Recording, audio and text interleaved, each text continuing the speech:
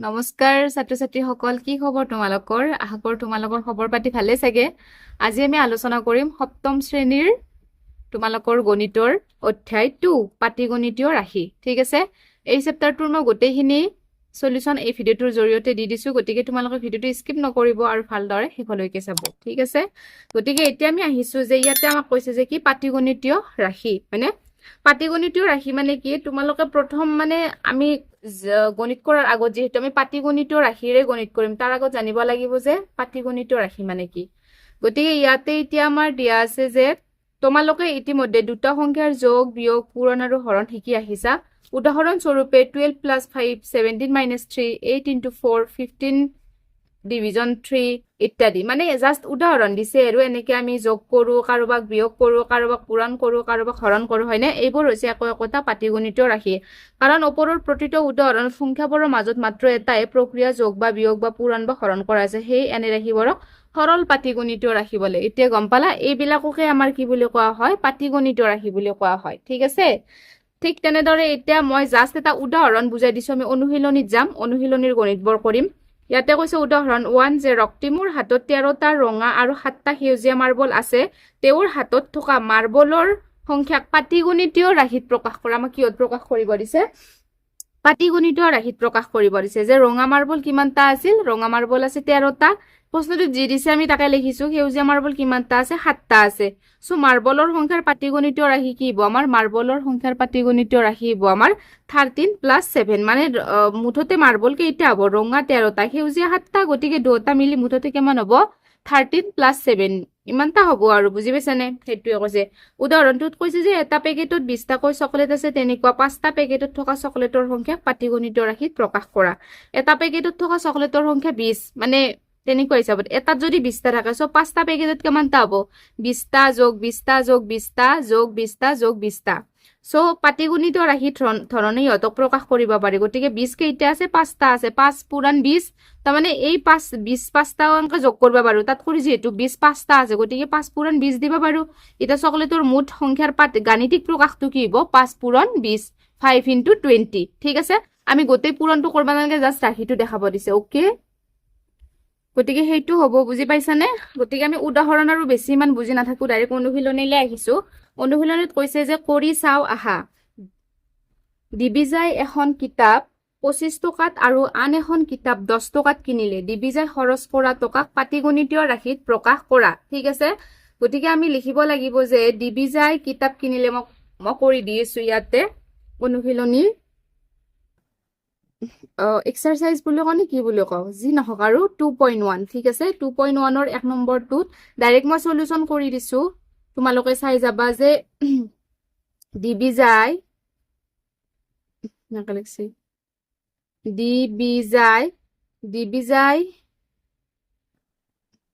দিবিজাই কিতাপ কিনিলে কিমান টকাত?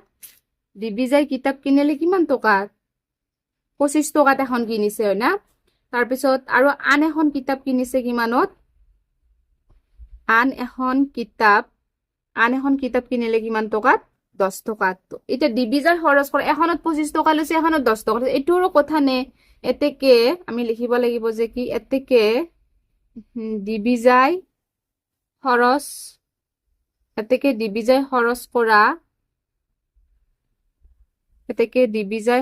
কৰা পাটীগণিতীয় ৰাশি। এতেকে দিবিজাই খৰচ কৰা পাটীগণিতীয় ৰাশি কিমান হ'ব? 25 + 10 হ'ব। মানে মই যোগ কৰি দেখা, মেইন গোটেই ফলাফলটো দেখাব নালাগে, মানে ৰাশিটো প্ৰকাশ কৰিব দিছে। গতিকে 25 + 10 হ'ব। এইবিলাক আৰু গণিত নে, ইমান সহজ হয়নে নাই? গতিকে তোমালোকে তেনেকে চাই ল'বা। তাৰপিছত নেক্সট আমি এইবাৰ আহিছো এই 2 নম্বৰটোলে। 2 নম্বৰটোত কৈছে যে ৰুণজুনৰ হাতত থকা 20 টকাৰ পৰা ভায়েকক 7 টকা দিলে। ৰুণজুনৰ হাতত থকা টকাক পাটীগণিতীয় ৰাশিত লিখা। যে ৰুণজুনৰ হাতত থকা 20 টকাৰ পৰা ভায়েকক কিমান টকা দিলে? 7 টকা দিলে। এইবিলাক আৰু একদম সৰু সৰু বাচ্চা কৰা গণিত। ঠিক আছে, মই লিখিব লাগিব যে ৰুণজুনৰ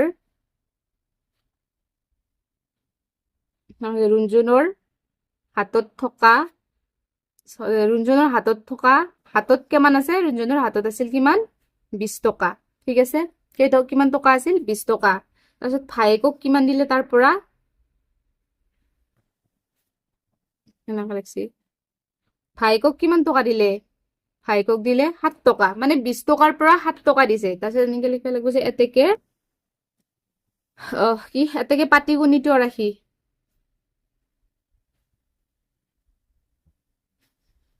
এনেকে লিখিব লাগিব নেকি এতেকে পাটিগণিত ৰাশি কিমান হ'ব 20 মাইনাছ 7 20 বিয়োগ 7 ঠিক আছে সেইটোৱে আৰু এইবাৰ আমি আহিছো 3 নম্বৰটোলে 3 নম্বৰটোত কৈছে যে সপ্তম শ্ৰেণীৰ প্ৰতিজন শিক্ষাৰ্থীৰ হাতত 3ডালকৈ পেঞ্চিল আছে কিমান ডালকৈ আছে 3ডালকৈ আছে শ্ৰেণীত থকা 15 জন শিক্ষাৰ্থীৰ হাতত থকা পেঞ্চিলৰ সংখ্যাক পাটিগণিত ৰাশিত প্ৰকাশ কৰা এতিয়া চোৱা তোমালোকে যে এজন ষ্টুডেন্টৰ হাতত কিমানকৈ আছে এজন শিক্ষাৰ্থীৰ হাতত 3ডালকৈ আছে গতিকে মুঠ ষ্টুডেন্ট কিমানটা আছিল 15টা আছিল গতিকে 15 জনৰ তাত কিমানকৈ থাকিব তুমি কোৱাচোন গতিকে 15 পূৰণ 3 হ'ব সেইটো হ'ব আমাৰ বীজগণিত ৰাশি গতিকে মই তোমালোকক মানে যেহেতু এনসাৰত আছে সহজ সহজ সেইটো কাৰণে মই ডাইৰেক্ট এনসাৰত দেখাই দিছো গতিকে পাটিগণিত ৰাশিটো কোনটো হ'ব আমাৰ এইটো হ'ব 15 পূৰণ 3 ঠিক আছে এইটো তোমালোকে ইয়াৰ পৰা চাই ল'বা এনেকে লিখি দিলে হৈ যাব তাৰপিছত 4 নম্বৰটোত কৈছে যে আমিৰে তাৰ জন্মদিনত 60টা চকলেট নিজৰ শ্ৰেণীৰ 30 জন বন্ধুৰ মাজত সমানে ভগাই দিলে প্ৰত্যেকে পাবলগীয়া চকলেটৰ সংখ্যাক পাটিগণিত ৰাশিত লিখা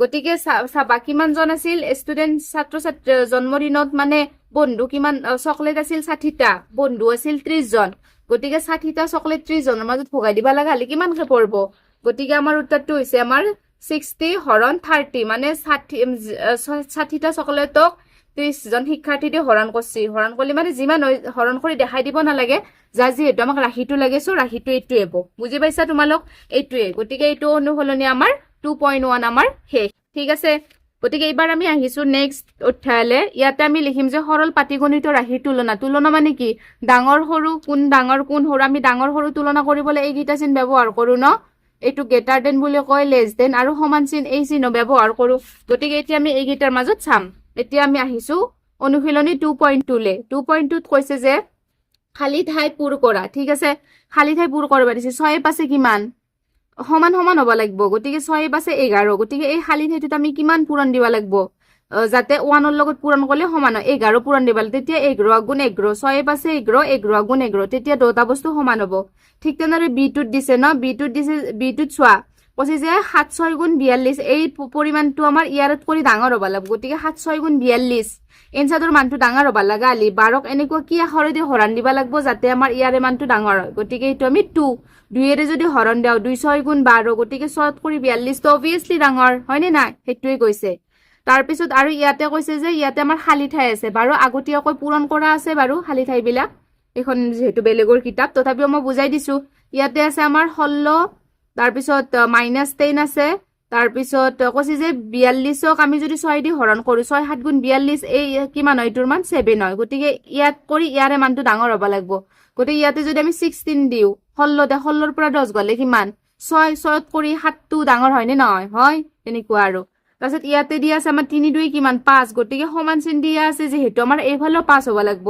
গতিকে 10ক এনেকুৱা আমি কিহেৰে হৰণ কৰিব লাগিব যেতিয়া আমাৰ 5 হ'ব গতিকে আমি 2 এৰে হৰণ কৰিলে আমাৰ 5 হ'ব তেতিয়া আমাৰ দুটা মান সমান হ'ব বুজি পাইছা নে সেইটোৱে কৈছে পাছ এবাৰ কৈছে যে তলৰ পাটিগণিত ৰাখিবৰ তুলনাবোৰ শুদ্ধ নে অশুদ্ধ লিখা কৈছে তলৰ পাটিগণিত মানে কৈছে তলৰ পাটিগণিত ৰাখিবৰ তুলনাবোৰ শুদ্ধ নে অশুদ্ধ লিখবা দিছে 10 পাছে 15 তাৰপিছত 8 7 আমাৰ কি 15 মানে দুটা বস্তু সমান গতিকে এইটো আমাৰ কি হয় সত্য হয় ঠিক আছে তাৰপিছত বিটোত কৈছে যে আমাক কি বিটোত কৈছে যে 7 পূৰণ 2 7 2 গুণ 14 এনসাৰৰ মানটো ডাঙৰ হ'ব লাগিব বুলি কৈছে 3 ৰে 18ক যদি হৰণ কৰো আমি কিমান বাৰ যাব 6 বাৰ যাব 3 6 গুণ 18 কিন্তু 14ত কৰি 6টো ডাঙৰ নেকি ডাঙৰ নহয় তাৰ মানে ইয়াতে এইটো ভুল দিয়া আছে সেইকাৰণে এইটো কাটা চিন হ'ব তাৰপিছত এইফালে কৈ আছে যে ইয়াত কৰি এইফালৰ মানটো বোলে ডাঙৰ গতিকে এতিয়া আমি চাম 6 দি 37ক হৰণ কৰিলে 6 বাৰ যায় কিন্তু 9 বাছে 14 6ত কৰি 14টো আমাৰ কি হয় ডাঙৰ হয় গতিকে এইটো আমাৰ সত্য হ'ব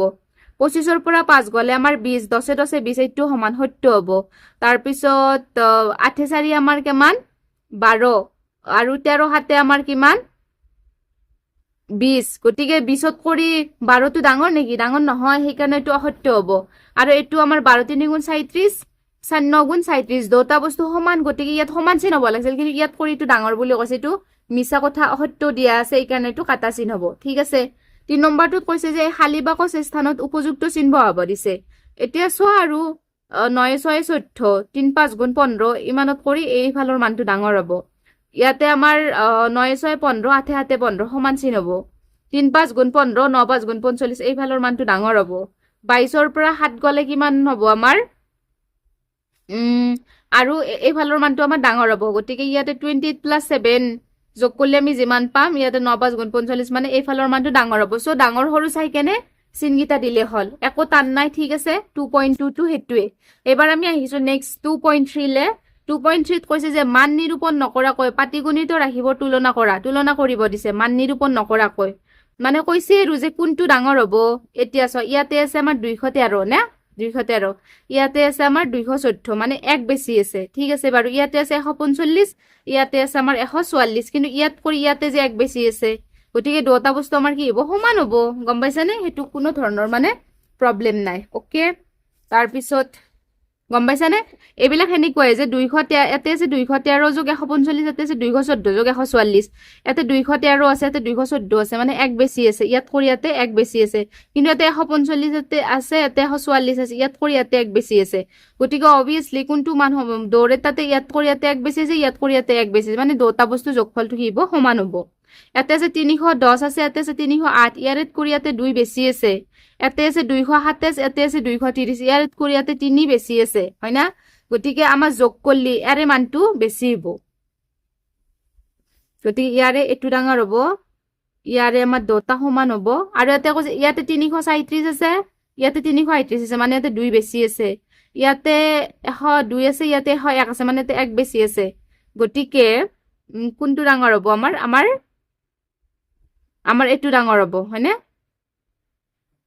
ডাঙৰ হ'ব তাৰ পিছত ইয়াতে আছে 124 আৰু ইয়াতে আছে 129 মানে ইয়াত কৰি ইয়াতে 5 বেছি আছে ঠিক আছে ইয়াতে আছে 115 ইয়াতে আছে 112 মানে ইয়াত কৰি ইয়াতে 3 বেছি আছে গতিকে আমাৰ অবিয়াসলি এটুই ডাঙৰ হ'ব যোগ কৰিলে হয়নে তো যুক্তি মানে তেনেকুৱাই আৰু এইবাৰ আমি আহিছো অনুশীলনী 2.4 লে 2.4 ত কৈছে যে তলৰ কথাখিনিক পাটিগণিত ৰাশিত প্ৰকাশ কৰি মান নিৰূপণ কৰা স্বাধীনতা দিৱস উপলক্ষে কোনো এখন বিদ্যালয়ৰ ৰচনা প্ৰতিযোগিতাত ৰচনা নিৰ্ধাৰিত শব্দৰ পৰিমাণ 600 ৰচনা নিৰ্ধাৰিত পৰীক্ষাত কিমান দিয়া আছিল শব্দ দিয়া আছে 600টা যদি এজন প্ৰতিযোগীয়ে পৃষ্ঠাত 110টাকৈ শব্দ কৈ 4 পৃষ্ঠা ৰচনা লিখে তেন্তে প্ৰতিযোগীজনে নিৰ্ধাৰিত শব্দতকৈ কিমান বেছি বা কম শব্দ লিখিলে মানে স্বাধীনতা দিৱসত 600টা লিখবা দিছে আৰু এজন প্ৰতিযোগী কি কৰিছে 110টা শব্দকে 4খন পেজত লিখছি গতিকে প্ৰতিযোগীজনে নিৰ্ধাৰিত শব্দতকৈ কিমান লিখিলে এতিয়া আমি কৰিম অনুশীলনী 2.4 ঠিক আছে 2.4 ৰ আমি 1 নম্বৰটো কৰিম 1 নম্বৰ সলিউশন গতিকে আমি লিখিম নিৰ্ধাৰিত শব্দ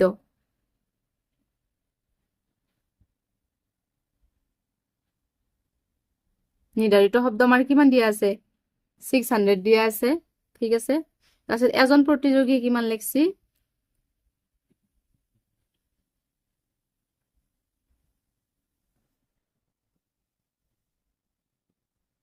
110টাকে 4খন পেজ লিখছি কিমান হ'ব পূৰণ কৰিলে 440 হ'ব কিন্তু আমাক লিখবা দিছিল কিমান 600 মাইনাস 440 হয় না 600টা শব্দ লিখবা দিছিল কিন্তু লিখছি 440টা গতিকে 600ৰ পৰা 440 গেলি কিমান 6 লিখিল 5 1 মানে লিখছি কিমান 160টা কিমান লিখছি 160টা লিখা গৈছে 160টা লিখা গলে 110টাকে লিখছি 4খন পেজত 440টা হল গতিকে আমাক লিখবা দিছিল 600টা কিন্তু লিখছি হি কিমানটা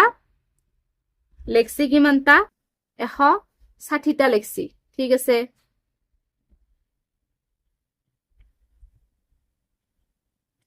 লিখছে আমাৰ 160টা কিন্তু আমাক লিখবা দিছিল কিমানটা মানে সৰি লিখিব দিছিল আমাক 600টা লিখছে 440টা মানে আৰু বাকি থাকিল কিমান 160টা গতিকে কৈছে যে নিৰ্ধাৰিত শব্দতকৈ কিমান বেছি শব্দ কম লিখিলে এতেকে নিৰ্ধাৰিত শব্দতকৈ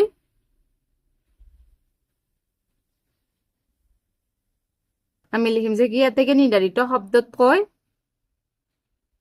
160টা শব্দ কম লিখিলে মানে না 600টা লিখবা দিছিল সি লিখছে 440টা তাৰ মানে কি আৰু 160টা শব্দ কি লিখিছি 160টা শব্দ কমকৈ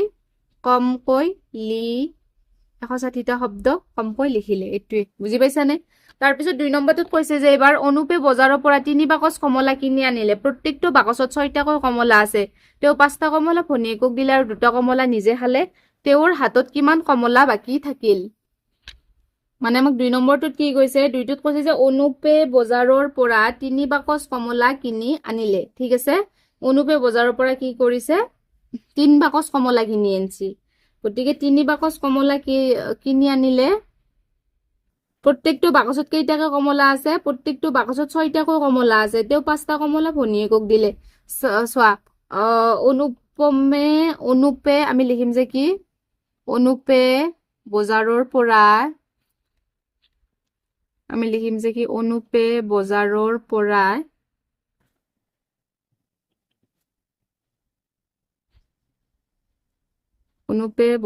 পৰা কমলা আনিলে 3 বাকচ। কিমান আনছি? 3 বাকচ আনছি। 3 বাকচ কমলা আনছি।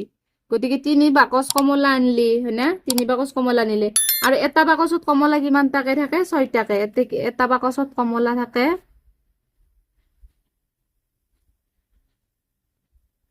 এটা বাকচত কমলা থাকে কিমান টাকে? 6টাকৈ। এটা বাকচত 6টাকে থাকে। এতেকে মুঠ কমলা কিমান হ'ব? 3 বাকচ আনছি যিহেতু, 3 বাকচ আনছি, এটা বাকচত 6টাকে থাকে। এতেকে মুঠ কমলা কিমান হ'ব? 3 পূৰণ 6, 6 3 গুণ 18। কিমানটা কমলা হ'ল?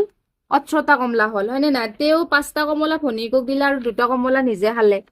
এতেকে ভনীয়েকক দিলে কিমান?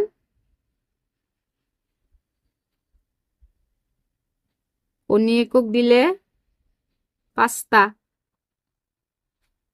ভনীয়েকক দিলে 5টা। ভনীয়েকক দিলে 5টা আৰু নিজে খালে 2টা। কিমানটা গ'ল? 5 + 2 = 7। 7টা কমলা গ'ল, হয় না?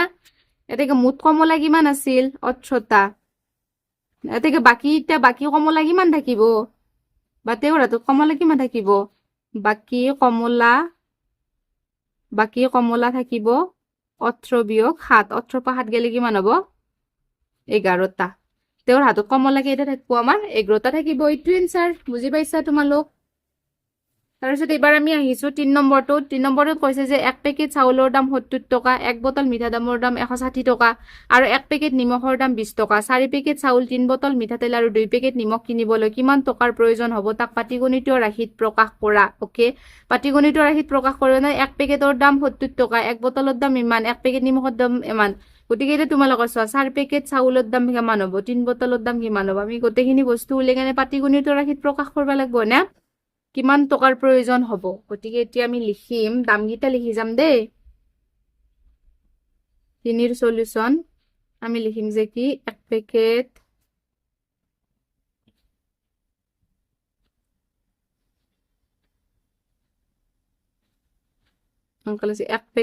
চাউলৰ দাম 70 টকা। ঠিক আছে, 1 পেকেট চাউলৰ দাম 70 টকা। 1 বটল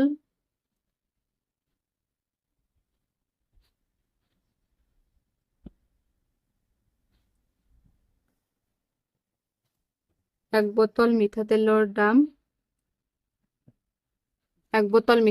দাম 160 টকা আৰু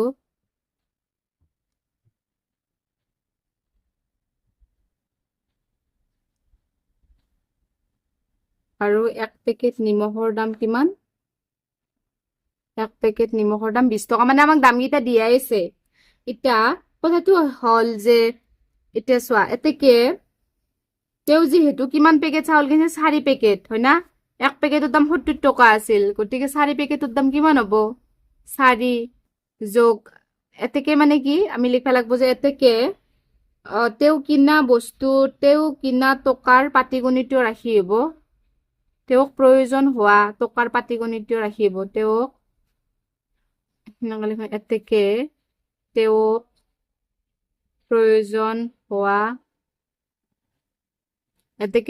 প্ৰয়োজন হোৱা টকাৰ পাটিগণিতীয় ৰাশি হ'ব। কাৰণ তেওঁৰ চাউলৰ দাম আছিল 70 টকা, 1 পেকেটৰ দাম কিনছি কিমান? 4 পেকেট। যোগ তাৰপিছত তেওঁ মিঠাতেলৰ দাম আছিল 160 টকা, তেওঁ কিনছি কিমান পেকেট? 3 বটল কিনছি। যোগ আৰু নিমখৰ পেকেটত দাম আছিল 20 টকা, কিন্তু কিনছে কিমান 2 পেকেট। গতিকে এইটো আমি গোটেই পূৰণ কৰি দেখাব নালাগে, চ' পাটিগণিত ৰাখি দেখাব দিছে আমাৰ, এইটোৱে হ'ব। বুজি পাইছা? তো ইয়াৰ পিছত আমি আহিছো এইবাৰ 4 নম্বৰলৈ। 4 নম্বৰত কৈছে যে এটা কিতাপৰ আলমাৰীত 120খন কিতাপ আছিল, তাৰে 35খন কিতাপ উলিয়াই লৈ যোৱা হ'ল। পুনৰ 20খন কিতাপ আলমাৰীটোত ভৰোৱা হ'ল। এতিয়া আলমাৰীটোৰ মুঠ কিতাপ থাকিব, কিমান কিতাপ থাকিব পাটিগণিত ৰাশিত লিখা। কৈছে যে কি এখন কিতাপৰ আলমাৰীত 120খন কিতাপ আছিল, তাৰে 35খন কিতাপ উলিয়াই নিছে আৰু পুনৰ 20খন কিতাপ ভৰোৱা হ'ল না। এতিয়া আলমাৰীটোত মুঠ কিতাপ কিমান থাকিব তাকে পাটিগণিতত ৰাখি লিখা দিছে। এনেকে ডাইৰেক্ট লিখলি হ'ল আৰু ইমান বেছি দীঘল কৰি নাথাকো, অনলি পাটিগণিত ৰাখি প্ৰকাশ কৰিব দিছে। বুজি পাইছা না? যে আলমাৰীত থকা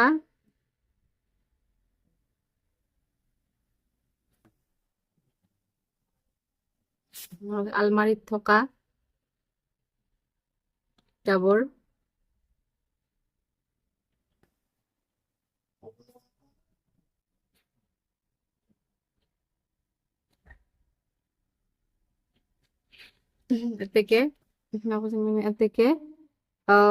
এতেকে আলমাৰীত থকা কিতাপৰ পাটিগণিত ৰাখি হ'ব, কাৰণ কিতাপ আছিল 120খন, তাৰ পৰা 35খন উলিয়াই নিছি, আকৌ পুনৰ 20খন যোগ কৰা আছে। গতিকে এইটোৱে হ'ব আমাৰ পাটিগণিত ৰাখি। চ' ইমান গোটেই যোগ বিয়োগ কৰি দেখা দিব নালাগে, জাষ্ট ৰাখিটো দেখাব দিছে, এইটোৱে। ঠিক আছে, বুজি পাইছা তোমালোক?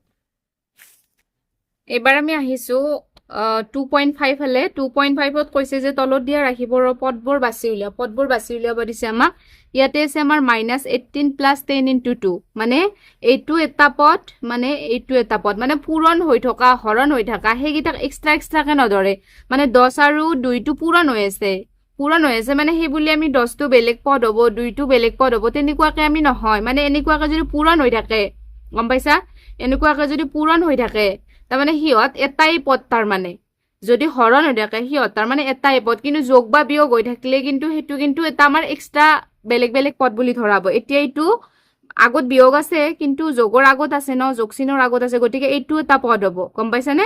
গতিকে 18টো এটা পদ হ'ব আৰু 10 পূৰণ 2টো এটা পদ হ'ব। ঠিক তেনেদৰে ইয়াৰে 19টো এটা পদ হ'ব আৰু 5 × 40 এটা হ'ব।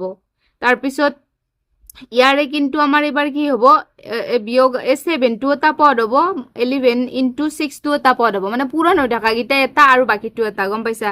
ইয়াৰে আমাৰ 9টো এটা, 3টো এটা, 5টো এটা, তিনিটা এটা এটা পদ হ'ব, কাৰণ ইয়াত গোটেইকেইটা যোগ বিয়োগে যিহেতু গোটেইকেইটা এটা এটা পদ হ'ব। সেই বুলি পূৰণ হৈ থকা হ'লে কিন্তু সিহঁত এটা পদ হলাকৈ। গম পাইছা না?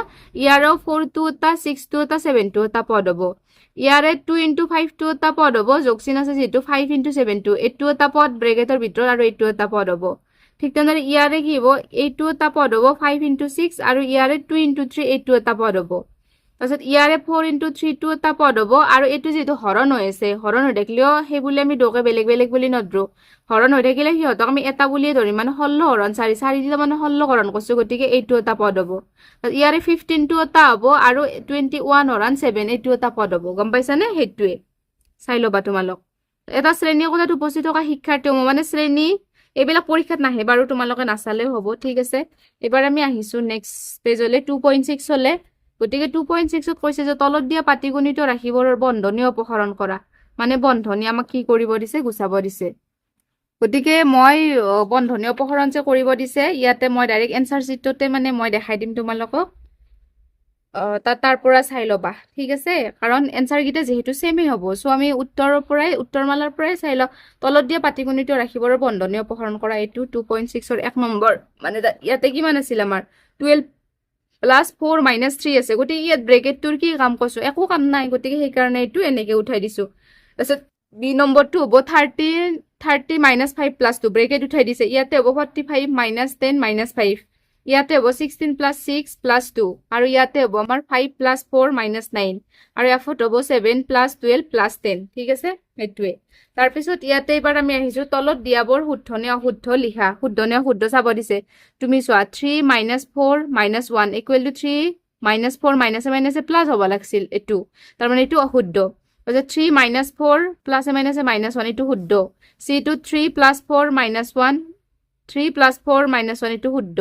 তাৰপিছত 3 + 4 + 1 এইটো মাইনাছ হৈ গ'ল, মাইনাছ হ'বই নালাগে, প্লাছ হ'ব লাগিছিল, গতিকে এইটো ভুল, সেইকাৰণে আমাৰ ভুল আছে, সেইকাৰণে এইটো আমাৰ অসত্য। ঠিক আছে, ইয়াতে কৈছে যে খালী বাকচত প্লাছ বা মাইনাছ চিনৰ উপযুক্ত সংখ্যা বহুৱাব দিছে গতিকে এইকেইটা মানে খালী ঠাই দিয়াই আছে মই মিলাই দিছো ইয়াতে মাইনাছ হ'ব ইয়াতে 1 হ'ব এই খালী বাকচটোত মাইনাছ হ'ব ইয়াতে 3 হ'ব তাৰপিছত এই চিটটোত আমাৰ কি হ'ব ইয়াতে আমাৰ প্লাছ হ'ব তাৰপিছত ইয়াতে আমাৰ 30 হ'ব আৰু ইয়াতে আমাৰ প্লাছ হ'ব ইয়াতে প্লাছ হ'ব ইয়াতে 25 হ'ব খালী ঠাই ইয়াতে 3 হ'ব আৰু ইয়াতে মাইনাছ হ'ব ঠিক আছে মানে তেনেকে দিলে আমাৰ বস্তুকেইটা মিলিব মানে সমান সমান হ'ব গতিকে তোমালোকে এইকেইটা চাই চাই পাতি ল'বা 4 নম্বৰ কৈছে তলৰ পাটিগণিত ৰাশি দুটাৰ মান নিৰ্ণয় কৰি সমান হ'লে সমান চিন আৰু সমান নহ'লে নট ইকুৱেল বহাব দিছে গতিকে 5 - 3 মাইনাছে মাইনাছে প্লাছ 1 হয় না তাৰ পাছে একে 6 6 পৰা 3 গেলি 3 গতিকে 5 - 3 মাইনাছে মাইনাছে প্লাছ হ'ব লাগিছিল তাৰ মানে সমান নহয় গতিকে নট ইকুৱেল ইয়াতে 13 - 10 প্লাছ 3 আছে না এতেও 13 - 10 13 - 10 মাইনাছে মাইনাছে প্লাছ ক্যালকুলেশন করলে আমি সমান মানে পাম এখানে সমান C2 কৈছে যে 7 + 8 - 3 7 + 8 - 3 সমান ইয়াতে 8 + 7 - 1 ইয়াতে 8 + 7 এটো প্লাছ হ'ব লাগিছিল মাইনাছ কিয় হ'ল সেই কাৰণে নট ইকুৱেল হৈছে ইয়াতে 1 মাইনাছে মাইনাছে প্লাছ 1 আৰু মাইনাছে মাইনাছে গোটেইকেইটা প্লাছ হ'ব লাগিছিল মাইনাছ আছে যে এটোটো সমান নাই কাৰণে নট ইকুৱেল হৈছে ইয়াতে হৈছে আমাৰ 3 - 7 3 মাইনাছ ইয়াতে হ'ব আমাৰ 3 - 7 মাইনাছে মাইনাছে প্লাছ 5 3 মাইনাছ সমান এইকাৰণে সমান চিন হৈছে 5 নম্বৰটোত ইয়াতে স্তম্ভ 1 আৰু স্তম্ভ 2 দিয়া আছে মানে কোনটো মিলিব আমাক সুধিছে আৰু ইয়াতে অপচন দিয়া আছে মানে A2 হ'ব নে B2 হ'ব নে C2 হ'ব নে D2 হ'ব সুধিছে ইয়াতে যে A2 যে আছে 20 + 7 + 4 20 + 7 + 4 মানে ইয়াৰে মানখিনি সমান বাকি কাৰৰ লগতে ইয়াতে -7 আছে ইয়াতে -7 -4 আছে নিমিলে অকল A2 আমাৰ ইয়াৰে লগত মিলিব সেই কাৰণে কৈছে যে এই A2 আমাৰ কাৰ লগত মিলিব আৰৰ লগত মিলিব নে কিউৰ লগত মিলিব নে পিৰ লগত মিলিব এনেকৈ অপচন দি থৈ দিছে কাৰৰ লগত নিমিলে কাৰ লগত মিলিব মানে এই A2 কিউৰ লগত মিলিব তাৰ মানে হেতু কথা কৈছি গম পাইছে নে আৰু এই B2 কাৰ লগত মিলিব আমাৰ এই B2 আমাৰ আৰৰ লগত মিলিব আৰু এই C2 আমাৰ কাৰ লগত মিলিব আমাৰ পিৰ লগত মিলিব গতিকে কোনকিটা কাৰ লগত মিলে হেতু চাবা যে গতিকে আমাৰ শুদ্ধ উত্তৰ হ'ব আমাৰ B2 সেইকাৰণে তোমালোকে B2 ৰাইট চিন দিবা ঠিক আছে তো এবাৰ আহিছো আমি 6 নম্বৰলৈ 6 নম্বৰত কৈছি যে তলৰ প্ৰশ্ন সমূহত ৰাশিটোত মানে 4 চুকত 4টাকৈ বিকল্প দিয়া আছে শুদ্ধটো বাছি উলিওৱা মানে কি কৰিছে মানে 4 চুকত 4টা আনসাৰ দিয়া আছে কোনটো আনসাৰ হ'ব 6 - 4 মাইনাছে মাইনাছে মাইনাছে প্লাছ 1 কিমান হ'ব লাগে আমাৰ উত্তৰটো 3 হ'ব লাগে এইখিনি গতিকে 10 + 3 - 1 10 3 13 13 পৰা 1 গলে 12 মানে 12 হ'ব 8 - 5 - 3 কিমান হ'ব 8 পৰা 5 গলে 3 3 গলে 0 গতিকে 0 হ'ব তাৰপিছত 5 + 4 - 1 5 4 9 9 পৰা 1 গলে 8 সেইকাৰণে 8 হ'ব গতিকে এনেকৈ ক্যালকুলেশন গোটেইকেইটা যোগ কৰিলে 18 হ'ব 8 - 5 + 3 খিনি ক্যালকুলেশন কৰিলে 6 হ'ব গতিকে শুদ্ধ উত্তৰ কেইটাত মই ৰাইট চিন দি থৈ দিছো তোমালোকে চাইছে পাতি ল'বা ওকে ইয়াতে কৈছে উপযুক্ত স্থানত বন্ধনী ব্যৱহাৰ কৰা 7 নম্বৰটোত বন্ধনী ব্যৱহাৰ কৰিব দিছে সো ইয়াতে আমাৰ বন্ধনী বুলি কতে তেনেকুৱা কি আৰু গোটেইখিনিতে আমি বন্ধনী বহাব পাৰো ঠিক আছে গতিকে যেহেতু গোটেইকেইটা সমান আৰু ইয়াতে আমি বন্ধনী 15 + 8 - 3 এনেকে বহাব পাৰো ইয়াতে আমাৰ 27 - 12 + 10 আৰু ইয়াতে পাৰো আমি কেনেকে বহাব পাৰো -2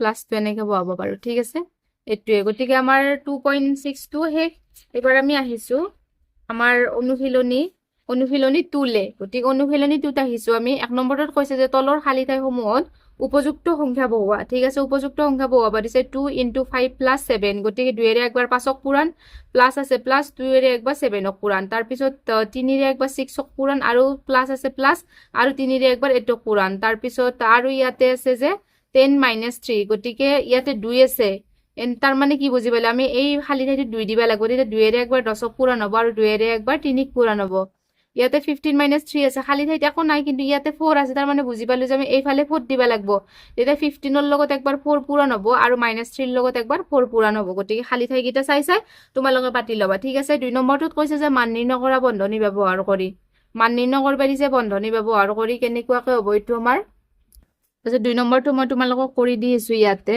বহিত বন্ধনী ব্যৱহাৰ কৰি মান নিৰ্ণয় কৰিলে তোমালোকৰ কেনেকুৱা হ'ব জানানে ইয়াতে আমাৰ অনুশীলনী 2 ঠিক আছে অনুশীলনী 2 সো ইয়াতে 2 নম্বৰ দিছে a হয়না 9 × 125 গতিকে তুমি চোৱা 9 পূৰণ 125ক মই 100 যোগ 25 এনেকৈ ভাঙিব পাৰোঁনে নৰো? পাৰোঁনে? 100 প্লাছ 25 গতিকে চোৱা 9 আৰু 100 পূৰণ কৰিলে কিমান হ'ব আমাৰ 9 ইনটু 100 প্লাছ 9 আৰু 25 পূৰণ কৰিলে হ'ব আমাৰ 9 ইনটু 25 হয়নে নাই? সেইটোৱে গতিকে আমি যদি কৰি চাওঁ আমি যদি গোটেইখিনি যদি সলিউশন কৰি চাওঁ 9 আৰু 100 পূৰণ কৰিলে কিমান হ'ব আমাৰ 900 প্লাছ 9 আৰু 25 পূৰণ কৰিলে আমাৰ কিমান হ'ব 5 9 গুণ 45 5 5 9 গুণ 45 5 হাতে 4 9 5 9 গুণ 45 হাতে 4 9 দুগুণ 18 19 20 21 22 225 কিমান হ'ল আমাৰ 225 225 আৰু যদি মই 900 যোগ কৰোঁ আমাৰ কিমান হ'ব 1125 হ'ব ঠিক আছে কিমান হ'ব 1125 হ'ব মানে এনেকে যিকোনো এটুক যে আছে এটুক তুমি যিকোনো যেনেকুৱা ষ্টেপত ভাঙা তোমাৰ কথা গম পাইছা সেইটোৱে কৈছে তাৰপিছত এইটো হ'ব এনসাৰ আৰু এটা কৰি দিছো বা বি2 কৰি দিছো 90 কিমান আছে আমাৰ বি2 99 ইনটু 7 আছে মই যদি সলিউশন কৰো কিমান হ'ব আমাৰ মই 90 টোক 99 টোক ভাঙবা লাগব 90 প্লাছ 9 90 প্লাছ 9 ইনটু 7 গতিকে 99 টোক মই ভাঙছো আৰু জাংকে কি নহওক গতিকে এই 7 টো একবাৰ 90 ৰ লগত পূৰণ হ'ব না প্লাছ আছে প্লাছ এই 9 টো একবাৰ 7 ৰ লগত পূৰণ হ'ব এনেকুৱা আৰু গতিকে পূৰণ কৰিলে এইটো আমাৰ 630 হ'ব আৰু এইটো আমাৰ 63 হ'ব গতিকে এইটো যদি যোগ কৰোঁ আমাৰ কিমান হ'ব 3 9 আৰু 693 হ'ব গতিকে এনেকুৱাকে ভাঙি কেনে তোমালোকে কৰিবা বাকি কেইটা তোমালোকে নিজে কৰিবাচোন মই কৰি নিদিও বাকি কেইটা এই 115 টোক ভাঙিবা 100 যোগ 15 গতিকে 4 টো একবাৰ 100 ৰ লগত পূৰণ হ'ব একবাৰ 15 ৰ লগত হ'ব এইটো ভাঙিবা 93 টোক 90 প্লাছ 3 গতিকে 5 টো একবাৰ 90 ৰ লগত হ'ব একবাৰ 3 ৰ লগত হ'ব 151 টোক ভাঙিবা 100 যোগ 51 একবাৰ 6 ৰ লগত পূৰণ 100 ৰ লগত হ'ব আৰু একবাৰ 51 ৰ লগত হ'ব 51 ৰ লগত হ'ব সেনেকে পূৰণ কৰি কেনে ভাঙি কেনে কৰিবা ঠিক আছে সো এইবাৰ আহিছো আমি 3 নম্বৰলৈ 3ত কৈছে যে শুদ্ধ নে অশুদ্ধ লিখা 5 ইনটু 3 এইটো অশুদ্ধ কাৰণ একবাৰ 3 ৰ লগত হৈছে এবাৰ 4 ৰ লগত হ'ব লাগিছিল সেইকাৰণে এইটো অশুদ্ধ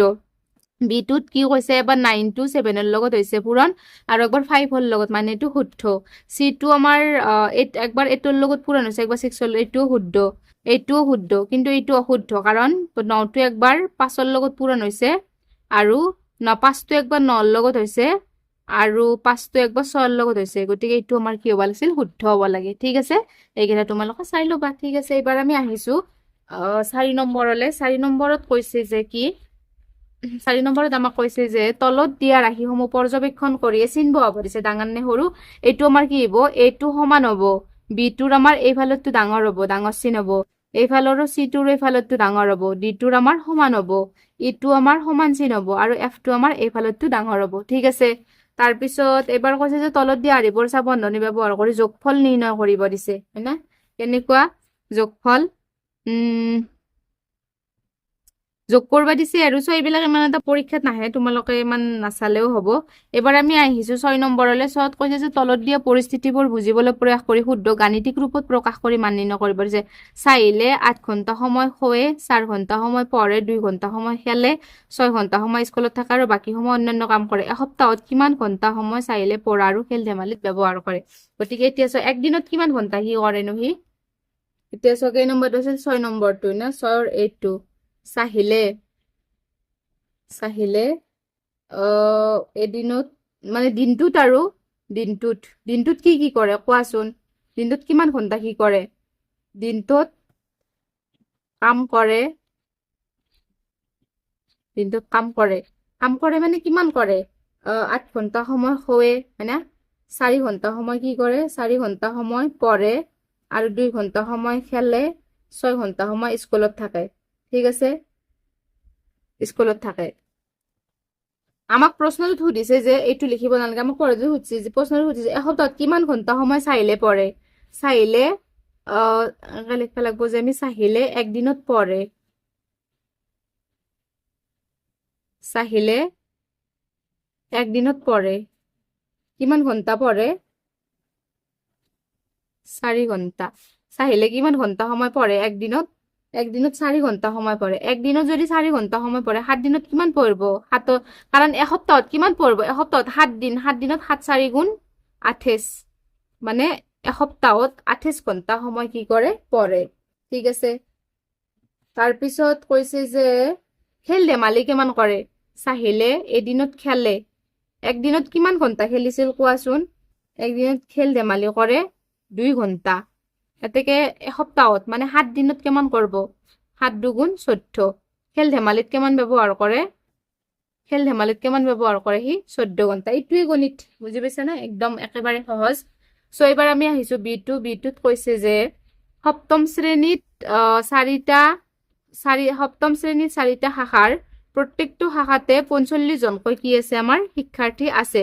যদি প্ৰতিটো শাখাৰ পৰা 4 জনকৈ শিক্ষাৰ্থীয়ে কুইজ প্ৰতিযোগিতাত অংশগ্ৰহণ কৰে, তেন্তে অংশগ্ৰহণ নকৰা শিক্ষাৰ্থীৰ সংখ্যা কিমান? মানে ক্লাছ 7ত 4টা শাখা আছে, প্ৰত্যেকটো শাখাতে মানে একোটা শাখাত 45 জনকৈ আছে। যদি প্ৰতিটো শাখাৰ 4 জনকৈ শিক্ষাৰ্থীয়ে কুইজ প্ৰতিযোগিতাত অংশগ্ৰহণ কৰে, তেন্তে অংশগ্ৰহণ নকৰা শিক্ষাৰ্থীৰ সংখ্যা কিমান হ'ব? মানে নকৰা কিমান হ'ব? এতিয়া চোৱা B2 না সলিউশন লিখবা লাগব যে আমি মুঠ শিক্ষাৰ্থী কিমান আছিল আমাৰ? মুঠ শিক্ষাৰ্থী কিমান হ'ব? মানে 45 জনকে ষ্টুডেন্ট থাকে, হয় না? 45 জনকৈ শিক্ষাৰ্থী আছিল, শাখা আছিল 4টা, মুঠতে কিমানটা হ'ব? এটা শাখাত যদি 45টা 4টাত কিমান হ'ব? 45 পূৰণ 4, 5 4 গুণ 20 0 7 2 4 4 16 17 18 180। কিমান হ'ল আমাৰ? 180। কিমানটা? 180টা। কিমানটা হ'ল আমাৰ? 180টা। ঠিক আছে। তাৰপিছত প্ৰত্যেকটো শাখাৰ পৰা 4 জনকৈ কুইজ প্ৰতিযোগিতাত অংশগ্ৰহণ কৰে। মানে কিমানটা শাখাত কি কুইজ প্ৰতিযোগিতাত অংশগ্ৰহণ কৰে?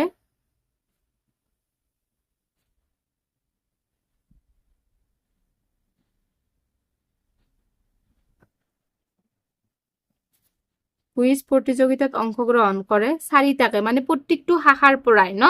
এটা শাখাত 4টাকে আছিল, গতিকে 4টা শাখাৰ পৰাই 4 4 গুণ 16টা, মানে 16টা ষ্টুডেণ্টে কি কৰিছে? কুইজ প্ৰতিযোগিতাত অংশগ্ৰহণ কৰিছে। এতেকে অংশগ্ৰহণ নকৰা শিক্ষাৰ্থী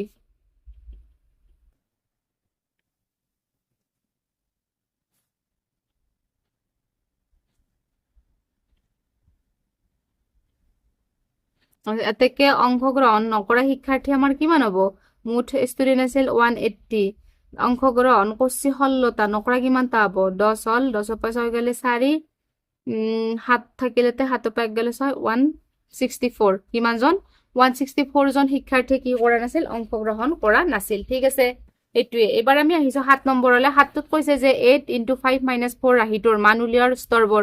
এটা হৈছে আমি অংক লিখাৰ 8 5 গুণ 40 - 8 4 গুণ 32, এইটো এটা হ'ব। আৰু এইটো হ'ব 8ৰে একবাৰ 5ক মাইনাছ আৰু 8ৰে একবাৰ 4, গতিকে আমাৰ শুদ্ধ উত্তৰ C2 হ'ব। মানে C হ'ব, মানে কোনটো হ'ব? B A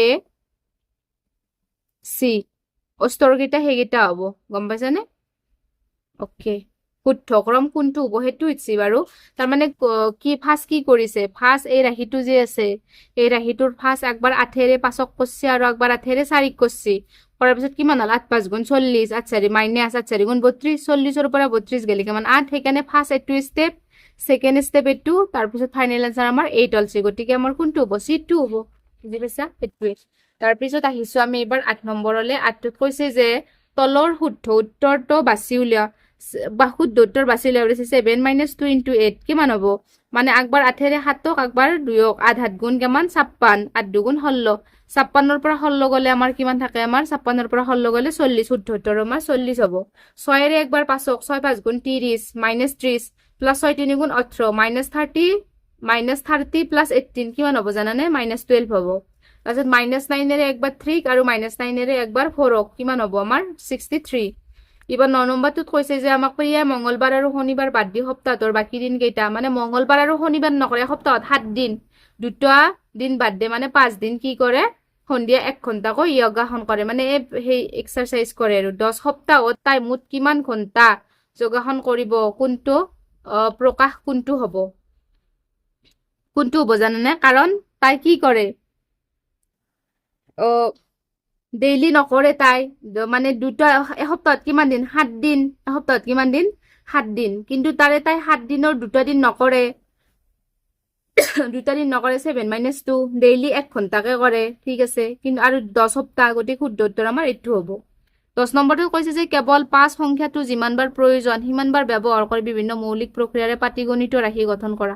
5 সংখ্যাটো ব্যৱহাৰ কৰি কেনে বাৰু এইবিলাক ইমান এটা ইম্পৰ্টেণ্ট নহয় আৰু গতিকে সেইটোৱে আৰু মইতো গোটেইকেইটা গণিত কৰি দিলোঁ। আশা কৰোঁ তোমালোকে বুজি পাইছা। মানে এইকেইটা গণিত সিমান টানো নহয়, তেনেকুৱা ষ্টেপৰে হয়, এনেকুৱা প্ৰচেচিঙতে কৰে। ভিডিঅ'টো মানে বেছি দীঘল নকৰোঁ আৰু ইমানখিনি আছিল। যদি তোমালোকে ভিডিঅ'টো চাই ভাল পালে তেনেহ'লে এটা লাইক কৰিব আৰু কমেণ্ট কৰিব। গতিকে আমি নেক্সট ভিডিঅ'ত লগ পাম। আজিলৈকে আহিছোঁ, ধন্যবাদ।